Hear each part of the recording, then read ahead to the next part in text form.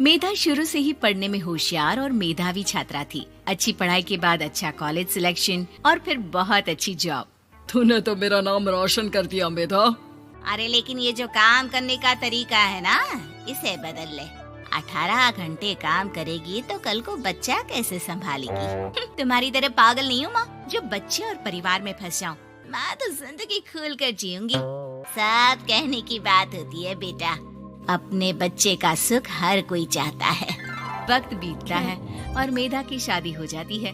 शादी के कुछ सालों में ही मेधा एक सुंदर से बेटे की माँ बन जाती है। अरे यार, मेरी मैटरनिटी लीव खत्म हो रही है, क्या करे? माँ भी नहीं आ सकती, कैसे मैनेज करूँ?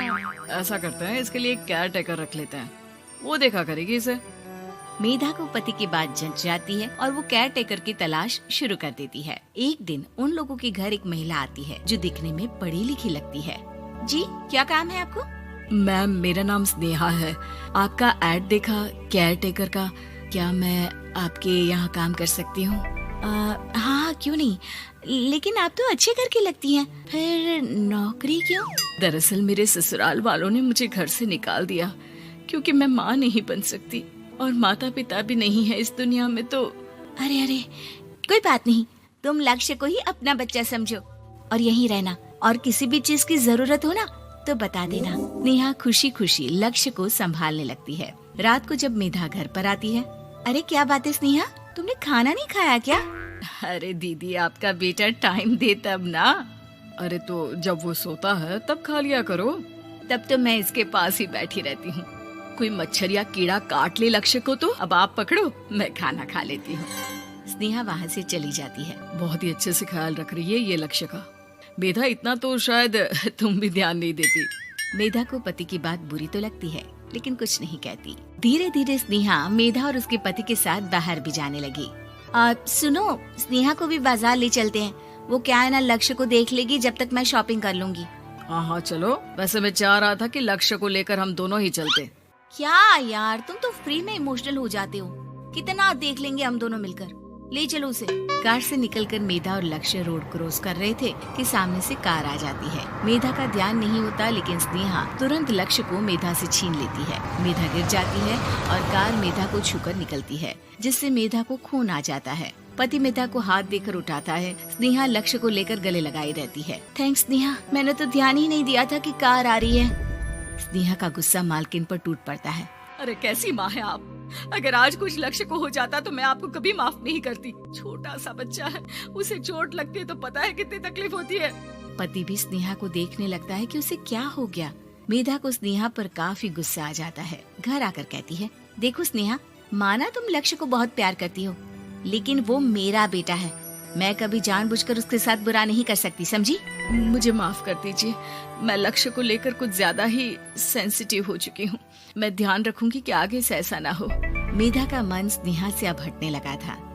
एक शाम मेधा ऑफिस से घर आती है कि लक्ष्य उसे दिखाई नहीं देता और ना ही स्नेहा। वो स्नेहा के कमरे में जाती है जहाँ दोनों सो रहे होते हैं।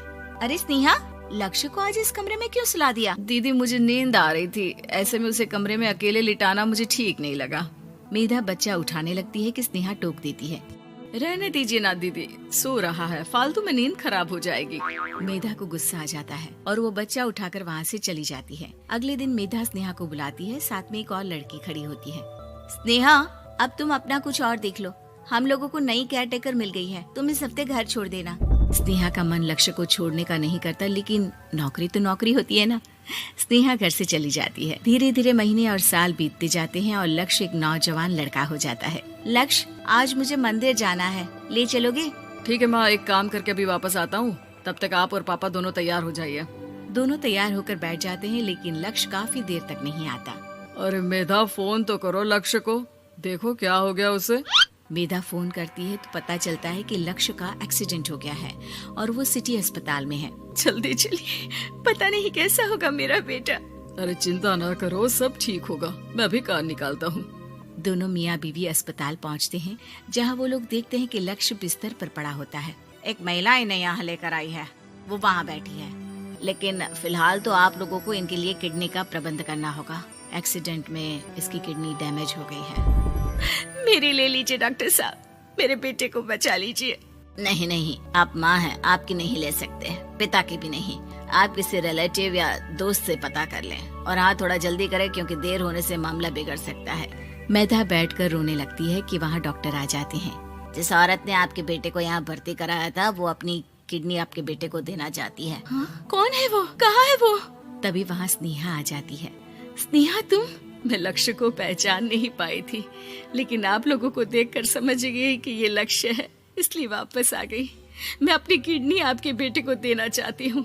मेरी अपनी तो कोई औलाद नहीं, लेकिन लक्ष्य में मैंने हमेशा अपना बच्चा देखा। तुम धन्य हो स्नेहा, जो इतने साल में भी लक्ष्य को भूल नहीं पाई। सही मामले में तो वो तुम्हारा ही बच्चा होगा, क्योंकि जन्म भले ही मैंने दिया हो, लेकिन आज तुम उसकी जिंदगी बचा रही हो।